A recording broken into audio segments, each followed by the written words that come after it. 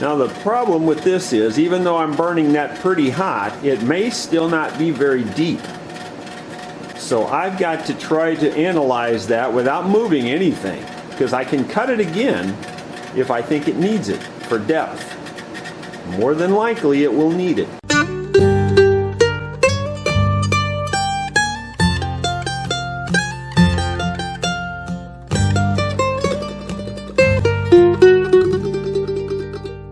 Hello my friends, Jerry Rosa here in the Rosa String Works workshop, coming at you from a different angle today. One of our viewers requested that I show how I do inlay with the Inkscape software and the laser cutter, the K40 Laser Cutter.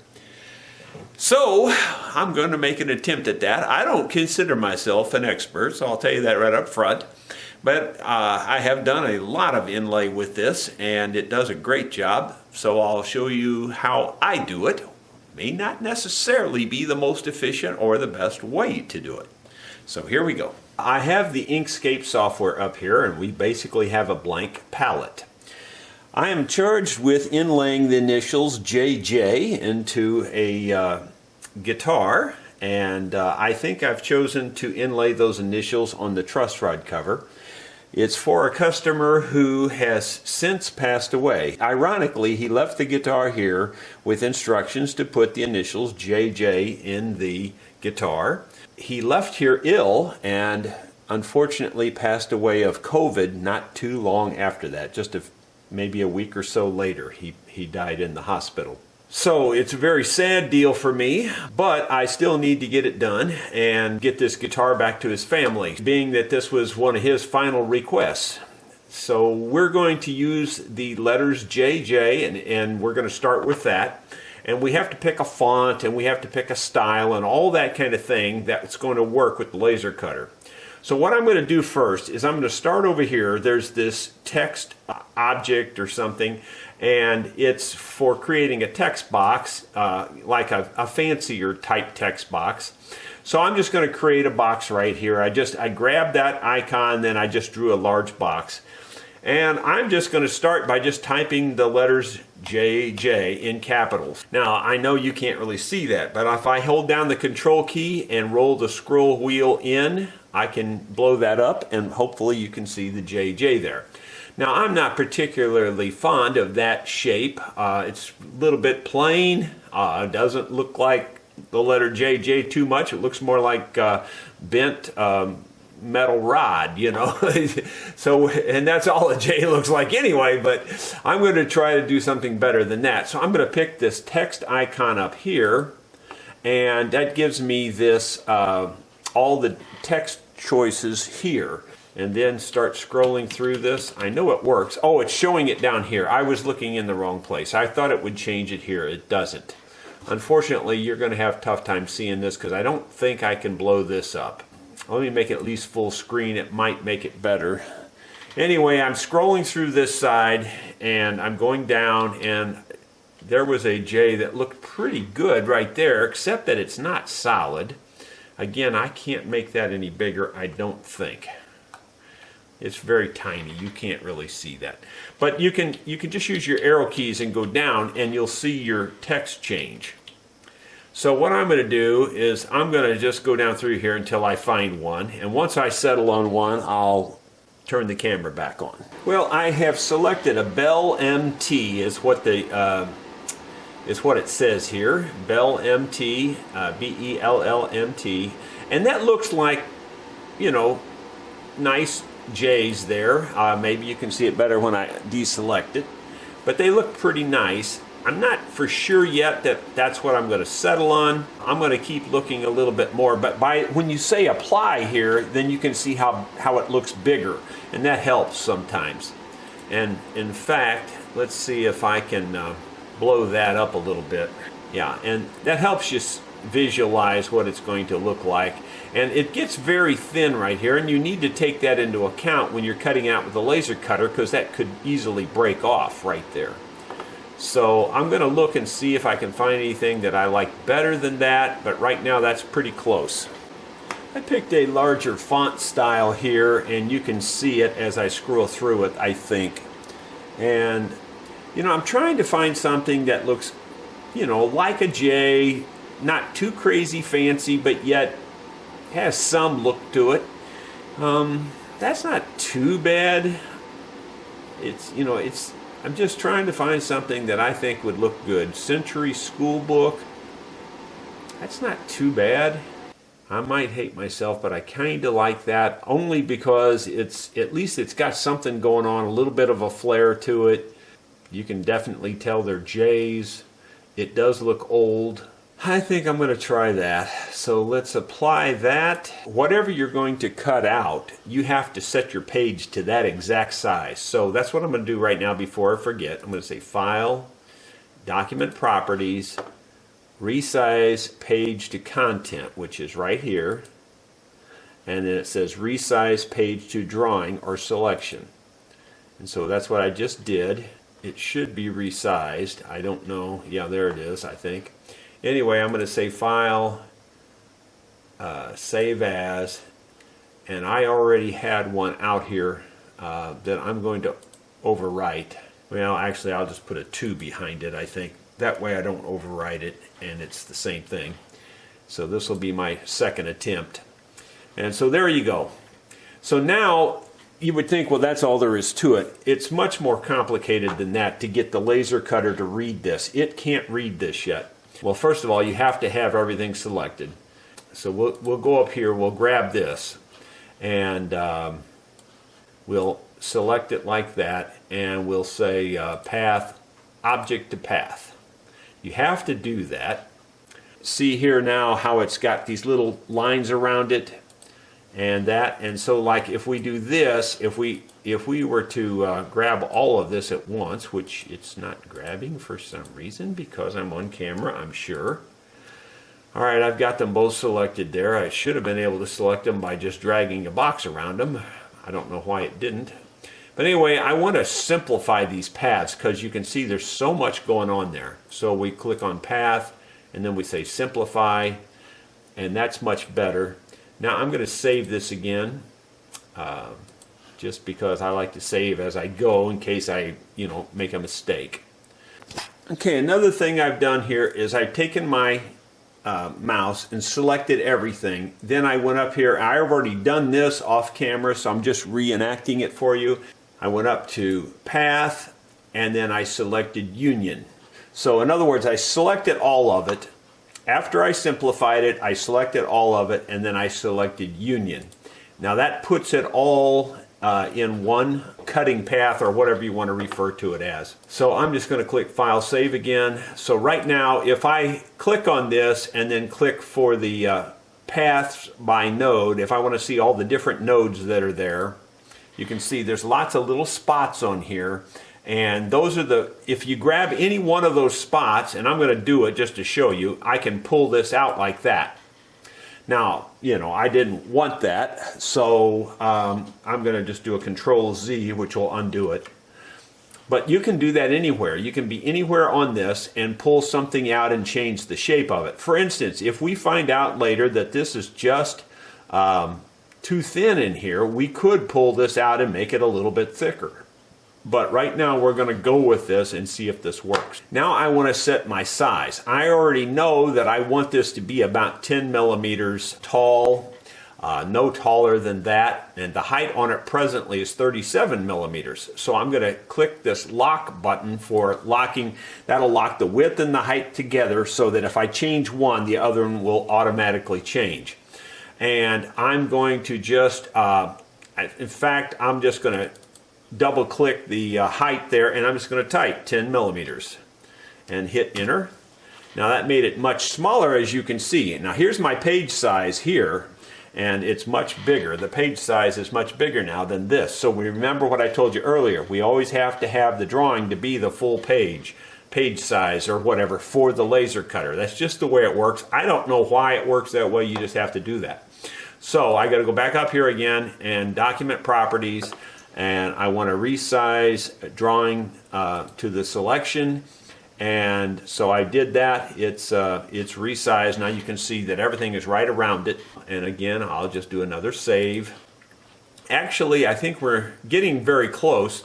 Now what we want to do is convert this to a cutting path, and I'll show you how we do that. Okay, the way the laser cutter works, it works with 3 colors basically to tell it what to cut and what to...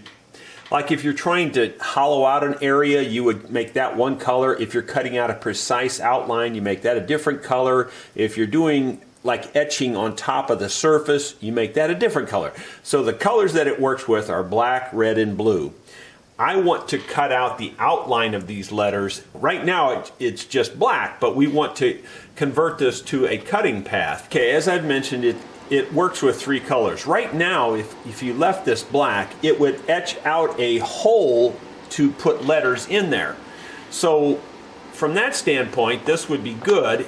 I think what I'll do is I'll actually save this right now under a different number for the etching, I guess you'd say.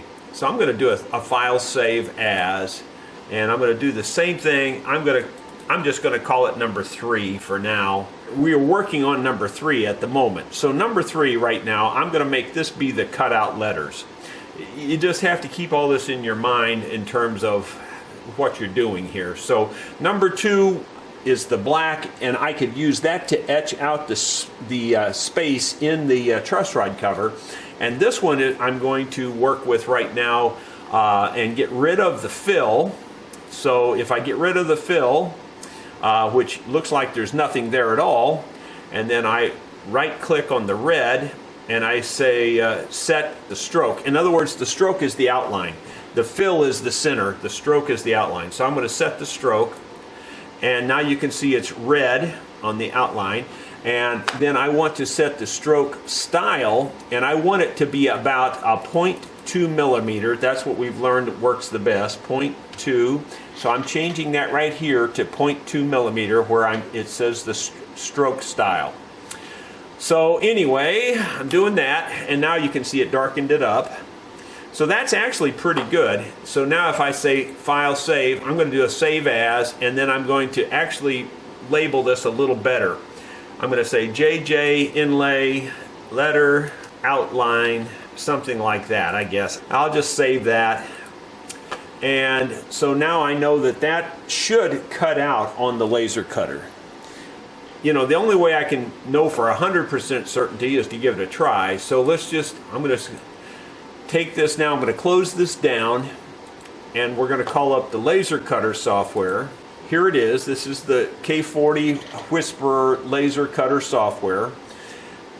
I'm going to call that file in, so I have to open a design file here, and then I have to know where I saved it, and I think I know where I saved it, so just bear with me while I find it. It started off with JJ. I just got to find where I'm at here, and JJ Inlay letter outline. So here's what we want. So we want the outline, so I'll open that up, and it put it right here. It's very tiny. Let's just see if we can blow this up where you can see it a little bit better. You can see it up there. Now we haven't even turned the laser cutter on yet, so let's do that. I've got the laser cutter turned on, and I've got a little thin piece of wood in there. I've already done some preliminary testing on this, so I already kind of know that I'm close to doing this. Alright, so the first thing I need to do is click on Initialize Laser Cutter. That gets it talking back and forth there. And then I usually change where this is putting it. I don't like it up in the very corner. That's just a little hard to align with your piece of wood. I've also already set the power of the laser cutter. And here's the 3 choices of the colors. Here's the engraving, which is the black, as I mentioned. Here's what I would guess I would call the etching on the top, like if you wanted to draw the veins of leaves or something, that would be the blue, and that's the middle. And then we have the vector cutting, which is the red on the bottom. Now, can I tell that those are those colors? Not really. I'm just used to it at this point. So vector cutting is the red one down here at the bottom, and that's the red we have on those letters. Theoretically, if I click this right now, it should cut those letters out and it should work. So I'm going to click on it. I'll see if I can bring you over here. It's going to do it so fast it'll be done before I get over here. Actually, it is still finishing. It just finished. So let's see if it worked.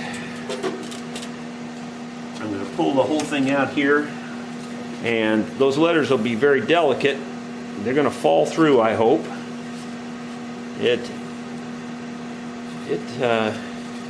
It's working, I think.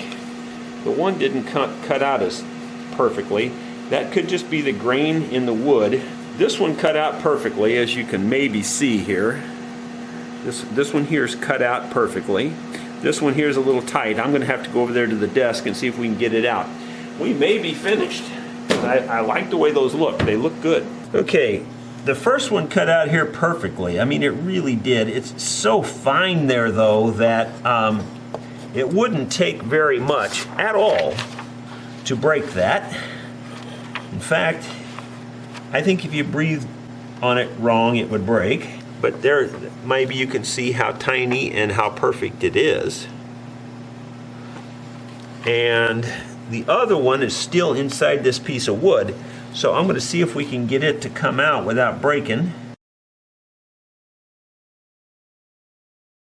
So we got both of them cut out there in the white wood. One thing I forgot to mention is that we could have flipped these over and cut them out. They would be cut out upside down, but on the other hand, the laser cutter cuts at a slight V. If I cut them out upside down, then that would make the V for the pocket match the V for the white wood. So I might do that. I might flip these over and recut them out. Okay, you know, this is a very complex subject. You know, you can just refine these things and get everything perfect. Well, I'm going to make this a little bit better, I believe, by flipping this over. It'll be upside down, but when it cuts it out, it will leave the top of it wider than the bottom. It's hard to explain, but the laser cutter cuts like this, so that if you think of this angle here, it's making this letter thinner at the top right now. But if I flip it over, it'll be thinner at the bottom, and the top will be bigger. So that's what I'm going to do anyway. It may not make sense to you, but I am going to flip it over. We've learned this by trial and error, and if I flip this over 180 degrees, it works better. So let me see if I can select this, and then I want to flip it horizontal, and there we go. It's flipped. Now I can just say File, Save again, and I can send this to the laser cutter one more time, and it should theoretically cut it out a little bit better. You know, I couldn't just turn these letters over, you know, because they'd be upside down if I did that. So by cutting them out upside down, then I can flip them over and they'll be the right way. I hope that makes sense to you, but anyway, it makes a tiny bit of difference in how wide the white is, and this white was very, very thin down here, so I want to make it just a little bit wider, and that's the way we can do it. Alright, so I've done that, I've saved it, so let's call it back up in the laser cutter software. That should be it, I think. Yep, it's turned backwards. So now let's turn the laser cutter back on yet again. Alright, we got to initialize the laser cutter. I just did that. That makes it talk to it. Then I'm going to move it down a little bit and over a little bit. And now it's already in the upside down position, so if I click on vector cut, it should work. And I'm not going to take you over there again because it does it so fast it doesn't matter. Okay, so here's our next attempt. It's right here. There you go. Did it fall out yet? Nope, it didn't. The one turned, there it is. Okay, so now if I turn them back over the correct way, it's not much different, I'll be honest. And it probably won't appear to be any different until we sand it. Actually, the original one looks pretty good, but either one, at least we have several there to choose from now. Now that I look at it, I think these are a little bit better. We'll see. At least we have two to use now, two sets in case we break one. So now we need to move on to etching out the cavity in the truss rod cover. I'm going to make one out of wood before we get started. This is the plastic original. Okay, you can see that I've made an ebony truss rod cover, which matches the plastic one pretty much identically. And of course then we're going to be able to inlay these on top of here. We have to be able to etch out a channel to put these in first, so I'm going to try to lay them on here just to get some idea of what they're going to look like. I don't know if you can see that, or try to get it up closer to you. It's definitely not looking good yet, but I mean that's basically what we're going for. So now I just need to have the laser cutter etch out JJ in this black piece. Now therein lies the problem. I can tell you for sure that the laser cutter does not like to cut in black wood. It's just hard to explain how difficult it is to get it to cut that out. But we're going to give it a shot, because that's all we got. Well, I've been using the words etch and engrave interchangeably. It calls this black engraving. This second one that we saved in black, I think, is ready to go already. I don't think I have to do anything to it. So I was just double checking it. So I'm going to save it again. I'm going to save it as the JJ Inlay, but I'm going to say black engrave. So I'll just say that, and that'll give me a better clue that this is the black and this would be for cutting out the hole. So I've saved it that way. I don't know if this is going to work or not, but I took those letters, the black letters, and I laid them over a truss rod cover I already had. Now this particular truss rod cover does not match the truss rod cover on this Gibson. I don't have one that does. I'm just going to see if I can use this to align. So I'm going to just test this on paper first, and then we'll go from there. So I'm going to say File, Save as Truss Rod Cover JJ Test, and just say Save. So I've got that saved. We're going to call that up in the laser cutter software here now and just see how that works.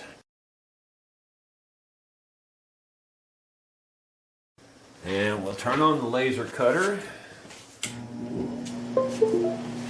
I've already set the power on the laser cutter. I did that earlier. So now I've initialized it. I'm going to move it down and over again just to get it out of that top corner. I'm going to first say vector cut,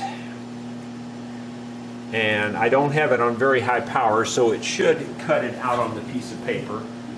And then I'm going to say raster engrave, and let's see how that works too. Might as well show you what that's doing. That's going to take a while. You can see that it's moving back and forth now for that engraving. It's very light because I have it set on very low power, and I'm just doing it on paper right now. There, it did it. Okay, so let's take it out there and see what that looks like. So we'll take out the piece of paper, and there you can see kind of what it looks like. Now, the problem is that's a smaller truss rod for a mandolin, I think.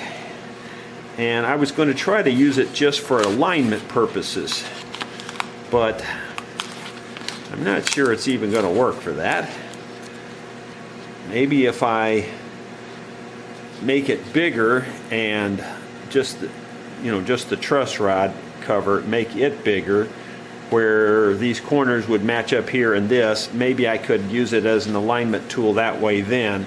So I'm going to do some work off camera and see if I can't get that to work, because I have to have some way to align this when I lay this on there, otherwise it'll cut the J's crooked or on a slant or something, and then I've wasted this piece of material. Okay, so for using as an alignment tool, I'm going to delete these J's off of here for the moment because they're at the right size and I don't want to change their size. So I'm going to do a Control X, which will cut them, I believe. And then on this thing here, I'm going to check its millimeters. I need it to be 63 millimeters long, width-wise in this case, and 30 millimeters tall, but I think the length is more important. So 63 millimeters. I think I can just change it right here. So let's try that. And then we need to make that page the right size. So let's go ahead and say document properties, and then we'll resize page to fit it, and we did that. So now it's the right size. Now let's see if we can do a Control V for paste and paste that back, and now we'll move it around and get it where it looks, you know, I have to think about the fact that it's a different shape than this, but I kind of want it in about the middle of this. So I'm just having to visualize it. You know, like DiResta says, if it looks straight, it is straight. So I'm just kind of eyeballing it and giving it my best guess.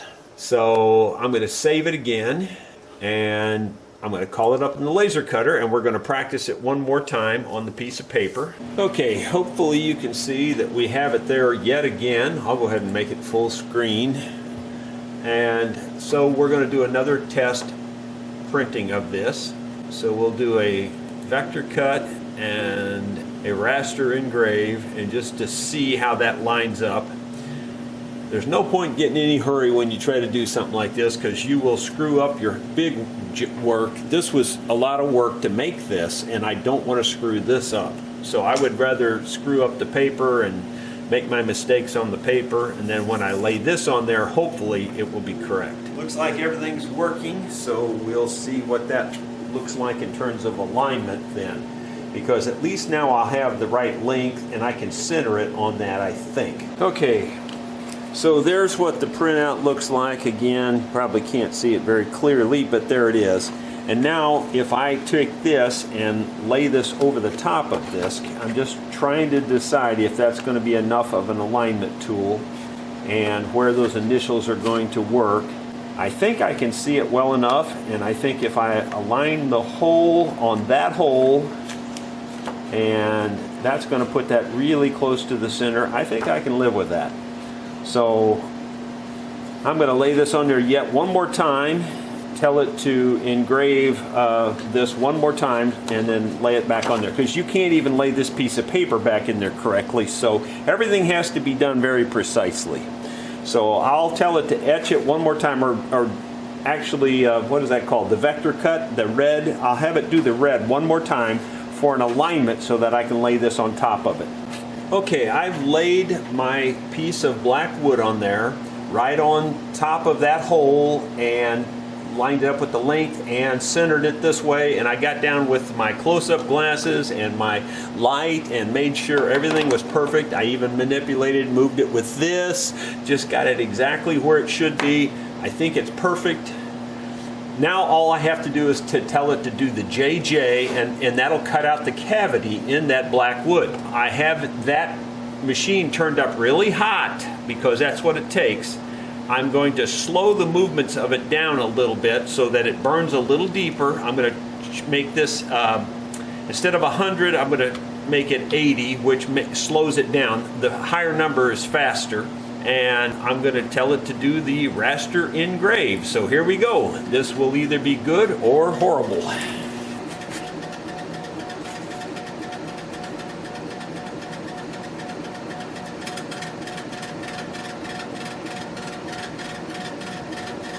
Now the problem with this is, even though I'm burning that pretty hot, it may still not be very deep. So I've got to try to analyze that without moving anything, because I can cut it again if I think it needs it for depth. More than likely it will need it, but I don't know that for sure. So I'm going to get down and inspect that. I believe it's all lined up perfectly. I'm really happy with the alignment, but the depth of cut was not that great. So I'm going to leave it set exactly like it is and cut it yet again. So I'm going to say raster engrave yet again. And it will go right back over the top of the same exact spot and cut it deeper. Based on my experience, it's still not deep enough. Yeah, it's really tricky. And the other problem is it doesn't cut over the old cut very well in terms of depth. Generally, once it's cut it cuts it even less the next time.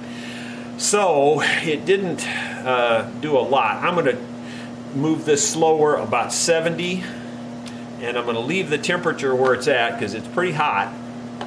And I'm going to go ahead and tell it to raster engrave yet one more time. Well, I took it out of the laser cutter after the third pass. Try to get this where it shows up better for you. And it's good. Is it deep enough? I don't know. It's really hard to say. It really is. Every piece of wood cuts different, and especially ebony cuts really, really poorly, actually. So I'm going to get the light down here where I can see, and I'm going to scrape this a little bit now. It looks like it's going to be just right.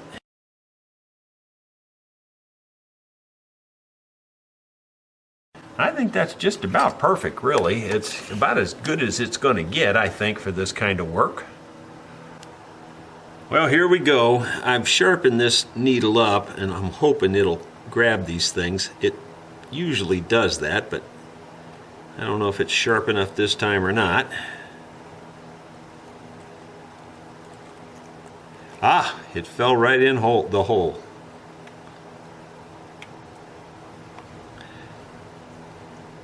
Fell right in the hole. I'm pretty happy with that. Yeah, the holes could have been deeper, there's no question. Are they deep enough? I think so. I'm just going to put some CA glue on both of them here. And I'm going to try to hold them down in there. That's the problem. They don't want to stay down in there. It's just not as easy to do these kinds of things as you might think it would be. I'm sucking the juice out of the holes there to try to keep them from floating, because I think they're actually floating right at the moment. I'm going to try to hold them down in there. Looks like they're down in there this time. So now I should be able to take and spritz them with this, the accelerator, and I believe it should have worked. So what I'm going to do is I'm going to go back over to my thickness sander now. Those are in there. And I'm going to the thickness sander is already set to the thickness of this, but I'm going to raise it up a little bit and just take the tops off of these and keep lowering the thickness sander down until I just get the surface perfectly smooth. Okay, so I've got the thickness sander set to the thickness of the black right now. So I'm going to open it up a little bit, like that much, and that may be more than I needed. Open up my dust collector there. I've turned on the dust collection, and now I'm going to force this through.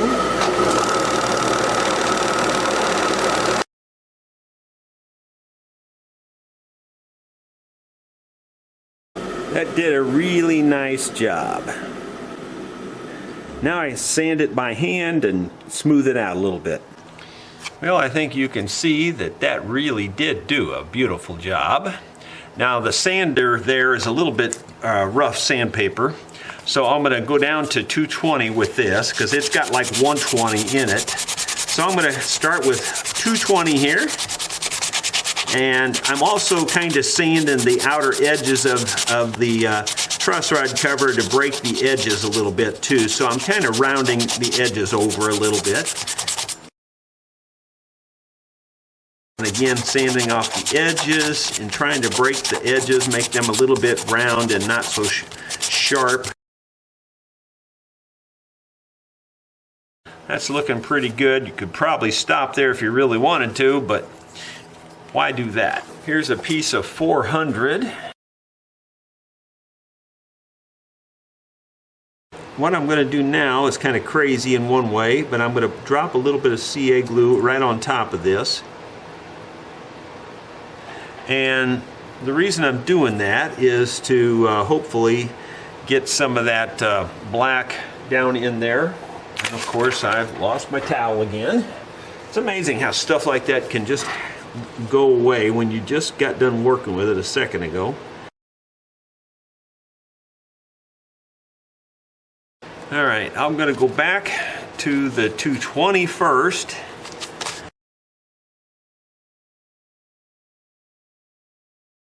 Okay, there's 400.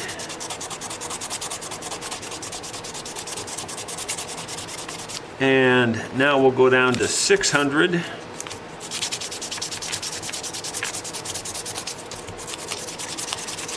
Which is basically overkill, but why not? Why not overkill it if we can?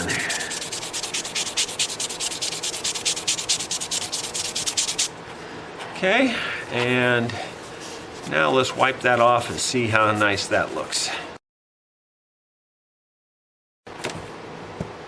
Perfectly smooth, you cannot feel it at all. I think that's going to be real nice. I think I'm going to put some lacquer on this, so it'll be several days of lacquer treatments before we're ready to put this on the guitar. And there's what she looks like with her first coat of lacquer applied. It doesn't take long for this to dry. I'm just using this type of lacquer in this case. It's Men Wax, clear. It's a gloss varnish or gloss lacquer, and it'll take, you know, quite a few coats of that before that really gets perfectly smooth and shiny. And we'll probably put 8 or 10 coats on there. It goes on super thin, and then we'll probably sand it lightly and put a couple more coats on it and buff it out. Well, my friends, I hope you've enjoyed seeing how we use Inkscape and the K40 Laser Cutter software and the K40 Laser itself to do inlay like this. Just for the record, I just thought I'd let you know that this was for Jake Jacobs, who, as I mentioned, passed away, and he left this guitar here to be reworked and put in really good shape. We put a new bridge and bridge plate and doing a lot of things. We'll do a setup on it yet too.